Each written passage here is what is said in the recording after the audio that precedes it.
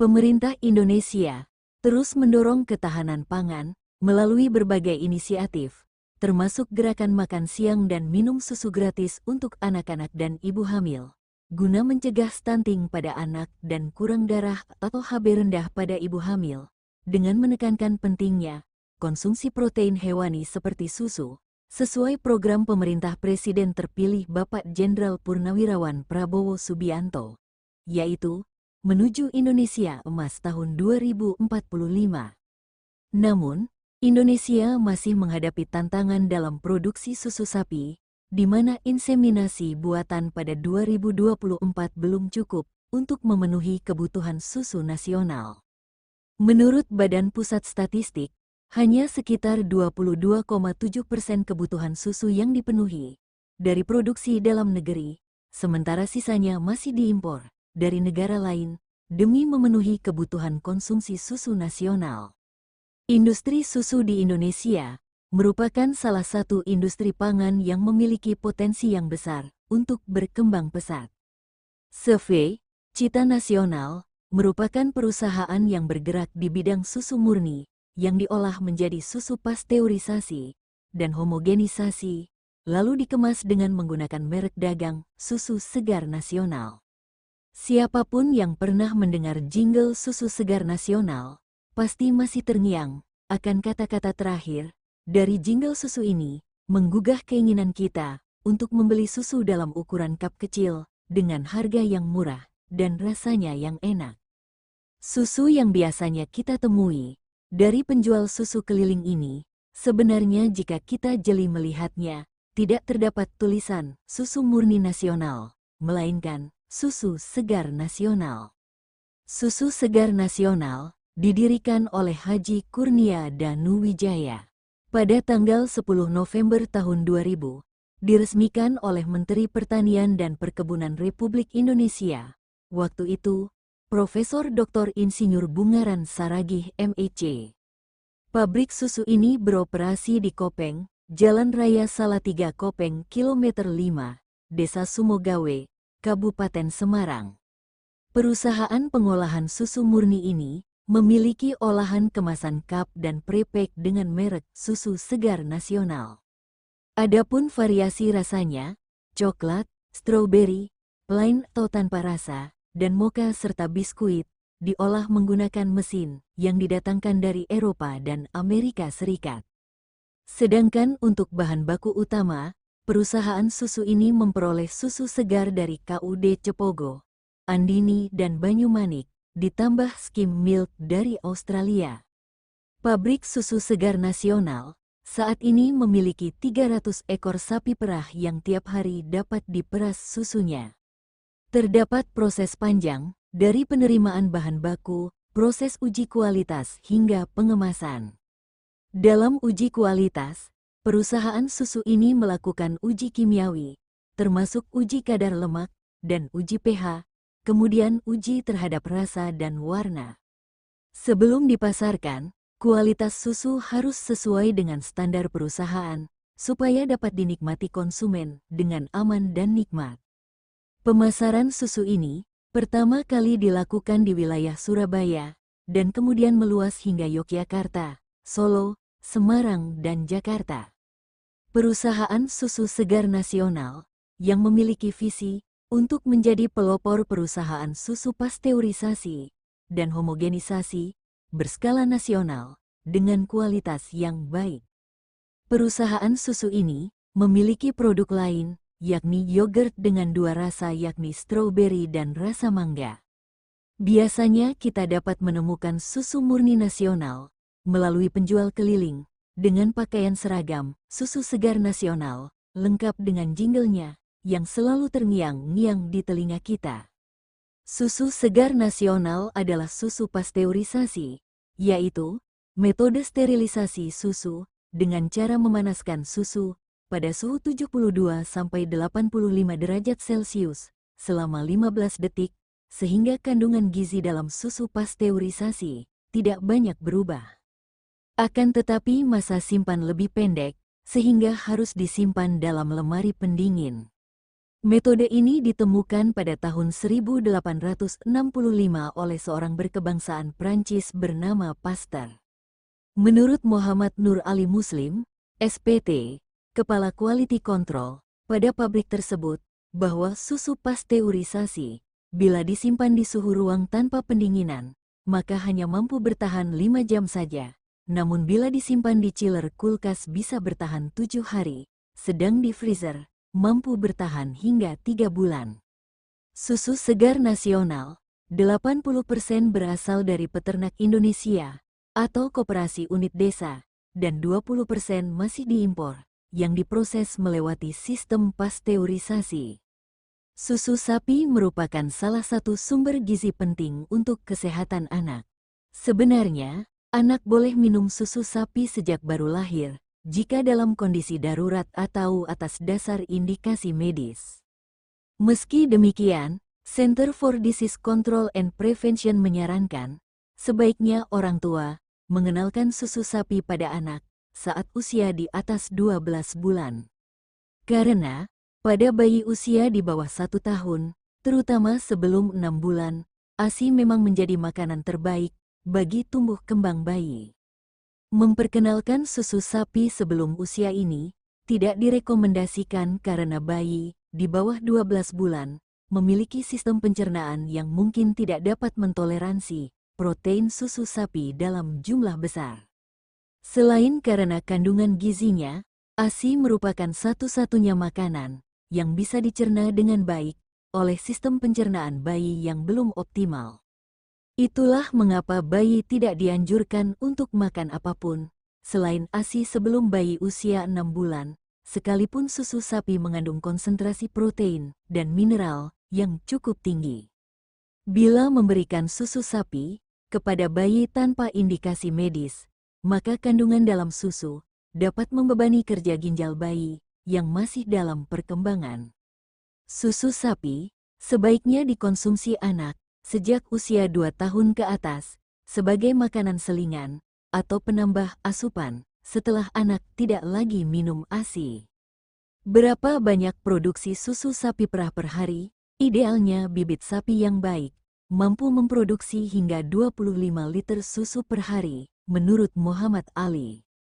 Susu segar lebih alami dan merupakan sumber nutrisi yang sangat baik, meskipun telah melalui proses pasteurisasi. Jadi susu segar lebih aman dari segi bakteri karena telah melalui pasteurisasi yang membunuh bakteri berbahaya. Pastikan kemasan kembali ditutup sebelum disimpan lagi di lemari es. Di dalam lemari es, letakkan susu di rak dalam lemari es, bukan di pintu lemari es. Susu segar nasional juga memiliki kemasan bantal, mulai dari ukuran 180 ml hingga 500 ml untuk varian rasa tawar. Minuman susu dalam bentuk cair atau bubuk kerap dijadikan sebagai asupan tambahan untuk anak berusia lebih dari 1 tahun. Makin bertambahnya usia anak, makin banyak pula asupan gizi dan nutrisi yang diperlukan untuk tumbuh kembangnya. Agar tumbuh kembang anak menjadi optimal, jangan salah pilih susu untuk anak. Namun, tidak semua susu memberikan manfaat yang optimal. Dengan memahami perbedaan jenis susu yang ada, baik susu segar maupun susu bubuk, ayah dan bunda bisa memilih susu terbaik untuk si kecil. Adapun keunggulan susu segar dibandingkan dengan susu bubuk untuk anak 1 tahun ke atas. Banyak orang tua menjadikan susu bubuk sebagai pilihan susu pendamping untuk memenuhi kebutuhan nutrisi harian anak. Padahal, World Health Organization (WHO) lebih menyarankan untuk memberikan susu segar yang telah dipasteurisasi daripada susu bubuk, terutama untuk anak berusia 1 tahun ke atas. Anjuran ini tentunya karena susu pasteurisasi termasuk dalam sumber protein hewani dengan gizi yang lengkap. Susu pasteurisasi juga memiliki banyak keunggulan, antara lain: 1. Proses pengolahan susu segar pasteurisasi telah dipanaskan dengan suhu tertentu selama beberapa detik, berguna untuk membunuh mikroorganisme penyebab penyakit seperti virus, bakteri, dan jamur. Meski melalui proses pemanasan, nutrisi susu segar pasteurisasi tidak mengalami perubahan. Rasanya pun tetap fresh atau 100% susu murni. Cara konsumsi susu segar pasteurisasi juga praktis. Si kecil dapat langsung meminumnya karena sudah dikemas dalam kemasan yang higienis dan aman, sehingga siap dikonsumsi. Sedangkan, dalam proses pembuatan susu bubuk, ada banyak tahapan yang diperlukan untuk mengubah susu segar menjadi susu bubuk, yaitu susu segar akan melalui tahap pemanasan dengan suhu yang tinggi, lalu pencampuran dengan beberapa bahan lain, dan dikeringkan, sehingga mengubah bentuk asli susu cair. Susu bubuk berisiko tercemar kuman jika cara penyimpanan dan penyajiannya tidak tepat. Ini karena susu bubuk harus dicampurkan dengan air hangat terlebih dahulu sebelum dikonsumsi. Faktor kebersihan air minum, botol susu, serta lingkungan penyimpanan susu memengaruhi risiko terjadinya kontaminasi ini. 2. Kandungan nutrisi-nutrisi di dalam susu segar yang dipasteurisasi umumnya tidak mengalami perubahan. Kandungan nutrisi dalam susu segar diantaranya adalah protein, lemak, laktosa, vitamin A, vitamin B1, vitamin B2, kalium, kalsium, fosfor, magnesium, dan zinc. Selain nutrisi tersebut, terdapat pula kandungan bioaktif dan 9 asam amino, seperti lesin, isolesin, valin, lisin, metionin, histidin, treonin, fenilalanin, dan triptofan, yang punya banyak manfaat untuk kesehatan. Sementara itu, pemrosesan susu segar menjadi susu bubuk biasanya akan menghilangkan kandungan air dalam susu, sehingga kandungan lemak, protein, vitamin, dan mineral di dalam susu segar pun bisa mengalami banyak perubahan. Ini disebabkan oleh tahapan produksi, terutama pada proses pemanasan dan pengeringan, yang dilalui susu segar untuk menjadi susu bubuk. 3. Kandungan gula sesuai dengan rekomendasi WHO. Susu yang dianjurkan untuk diberikan kepada si kecil adalah susu segar yang telah dipasteurisasi, jadi susu ini tidak ditambahkan gula lagi, karena sudah mengandung laktosa. Gula alami ini dibutuhkan untuk meningkatkan energi. Hal ini berbeda dengan susu bubuk, yang cenderung banyak mengandung gula tambahan, seperti sukrosa, untuk menambah rasa. Anak usia dini tidak disarankan mengonsumsi sukrosa terlalu banyak, karena dapat mempengaruhi kesehatannya ketika ia dewasa, seperti meningkatnya risiko mengalami gemuk yang berlebih, diabetes, dan kerusakan gigi. 4.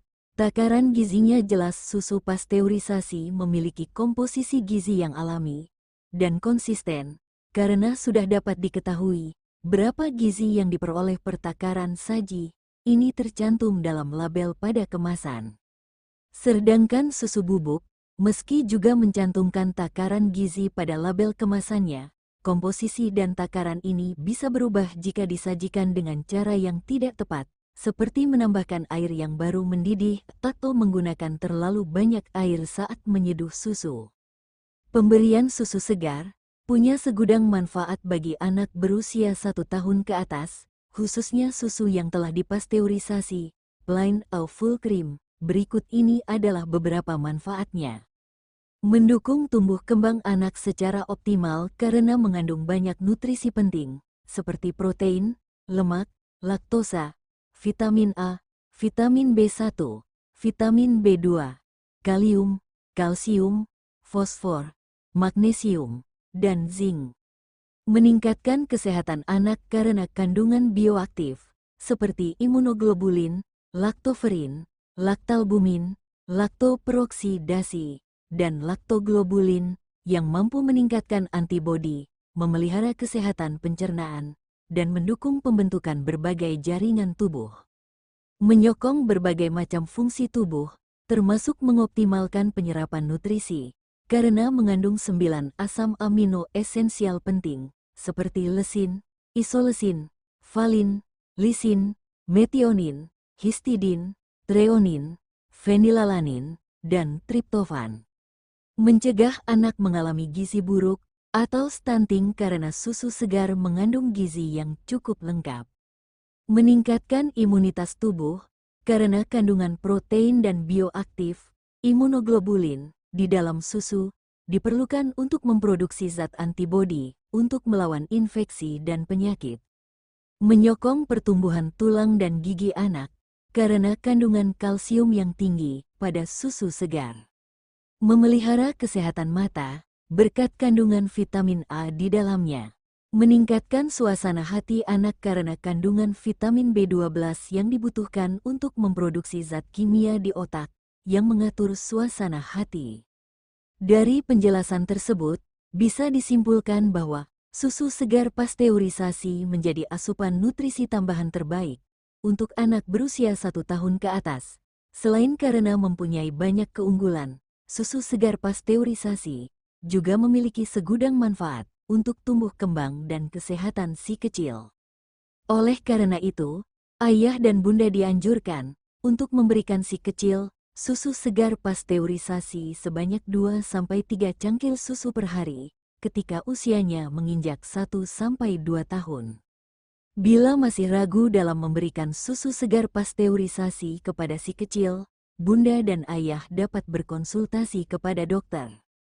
Dokter akan memberikan arahan terkait konsumsi susu ini, termasuk takaran yang direkomendasikan sesuai dengan kondisi dan kebutuhan gizi si kecil.